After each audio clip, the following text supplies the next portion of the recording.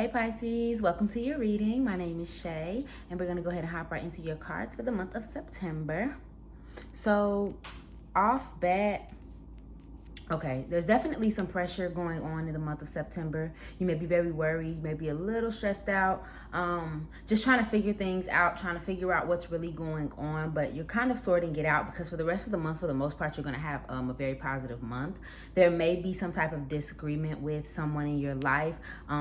Typically with the Two of Air, as you can see, there's a lion, there's a lioness. So this could be a fire sign. Aries, Leo, Sagittarius. Oh my God, I almost forgot. And then we could also be any other kind of friendship in your life or someone that you closely relate to or identify with. Otherwise, there is this message of doing something that you aren't very happy about. You're doing something that you're going the opposite way of what you feel versus doing what it is that you feel or what you believe in, if that makes any sense for any of you. So just keep that in mind with the month. And then there's also this message of loyalty. With the Three of Water and the Seven of Earth, there's this message of trying to be around like-minded people and trying to be around people that basically give what you give to a relationship, or who complete the circle for you, or who work just as hard as you do, whatever the case may be. If not, it could just be that you are in more fulfilling relationships and really figuring out what's for you emotionally and things of that nature, like just really working on your stuff and trying to get back what you feel like you deserve. You may be really doing a lot of planning here with the message of water, planning and trying to make your success go. Maybe you're really career focused and things of that nature in the month of September. Just a really positive month, almost like you're just trying to get it together. It's kind of the vibe. You're trying to really figure things out, and you're not really understanding. I'm not gonna say you're not really understanding. You are. It's almost as if relationships are a little complicated, and so you're kind of focusing on other things. Maybe you want to get away. Maybe some of you are going towards a more spiritual way of being, and you're kind of going to find out what that means for you. Because sometimes, the new age is what they call it. The new age spirituality isn't for everybody. Sometimes people need to go to search for other religions. You know what I mean? Buddhism and being Muslim and Christianity, things of that nature. Just anything that makes you feel fulfilled and whole and the best version of yourself. If not, you may be actually taking a trip to some water to get away, or needing to, because I see a lot of water here, especially with the fishes there too. Yeah, but especially with that Seven of Earth, it just keeps popping out with me. It's basically like, you planted these palm trees, and now at the time of harvest, you go and you get those coconuts because you planted those trees. So you're pretty much sure that by now they should have some coconuts. It's the same kind of idea. Like, okay, if I put this in, I should see this. And you're kind of in that state of mind trying to put that work in. Okay, so let's go ahead and read your clarifiers for the month. Let's go to your finance cards first. So your cards is popping out all over the place for finances and for love. So I'm going to read them all to you because, I don't play with spirit like that. They got something to tell you. It's going to be told. So we got organized for success.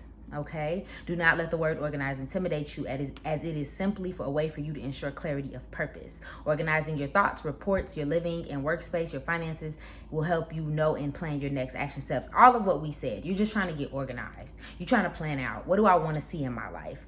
How much money do I need to make to do X, Y, Z? How do I budget this? How can I keep up with my schedule? Things of that nature. Like, you're really trying to organize everything down to a science. And then we also have several vows of poverty. Dear one, there is no need to suffer or sacrifice. Hold on to the intention of undoing any vows of poverty or self-denial that you may have made consciously or unconsciously in any lifetime. As you do so, all effects of these vows will be undone and everyone involved in the direction of time.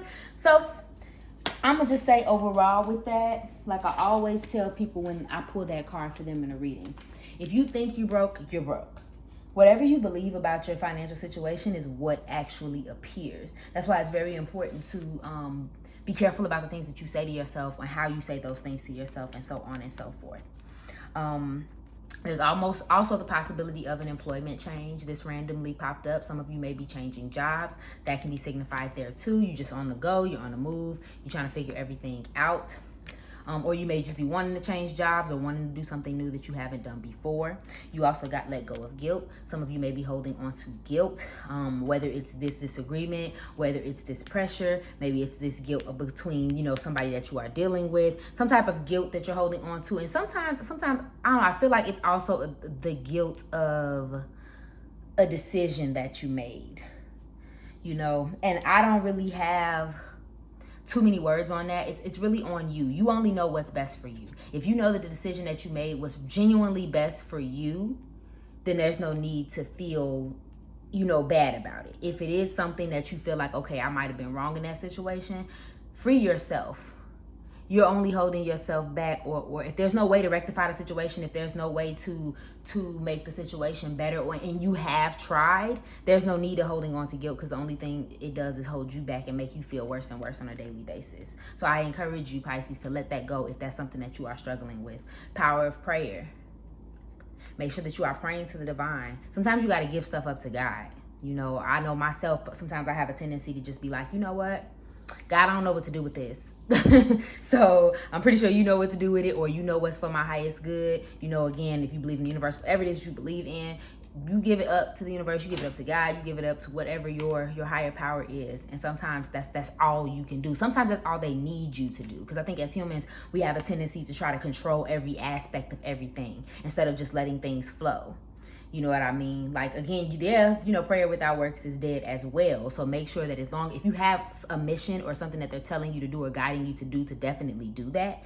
But also don't put this unnecessary pressure on yourself if there's literally nothing you can do. And also no more complaining. I've been seeing this message a lot for everybody. If you have a tendency to complain about everything, if you have a tendency to be negative about everything, be careful about that as well. Those are affirmations of victimhood. Just because you think that you're just complaining doesn't mean that they don't have any weight. You know, if you just keep saying, oh, I'm so, like I said, several vows of pride, oh, I'm just so broke, I don't have no money, that's what you are. That's what you're going to appear to be to yourself, to others, to the universe, energetically, all that. You know, be careful about the words you say, okay? And then when I did your love reading, you got 3 cards. So we got me and my ego. Pride or fear in the way, not contacting you but thinking of you often, replaying over in your mind. Again, with this disagreement or this issue that you're having with a possible person, somebody's pride is in the way. Somebody is fearful. You know, I don't know, I get the feeling that somebody said some things or went in a direction that they didn't intend to go. And now they're either too afraid to apologize and contact, or they don't feel like they don't really know what to do about the situation, so they're just kind of avoiding it. Maybe somebody feels like they're right. And also with the lion, you know, you gotta think about pride as well. So maybe somebody feels like, you know, maybe they feel like maybe I was wrong, but they don't actually want to admit that they're wrong. Or not even about it. And my whole thing with disagreements is it's never really about wrong or right. Sometimes it's just about, you know, is this something that you feel like you can fix or have a discussion about, like we've been talking about, or is it something that just needs to go away? You know, so this may be a lover in your life. We have the unsaid. There we go again.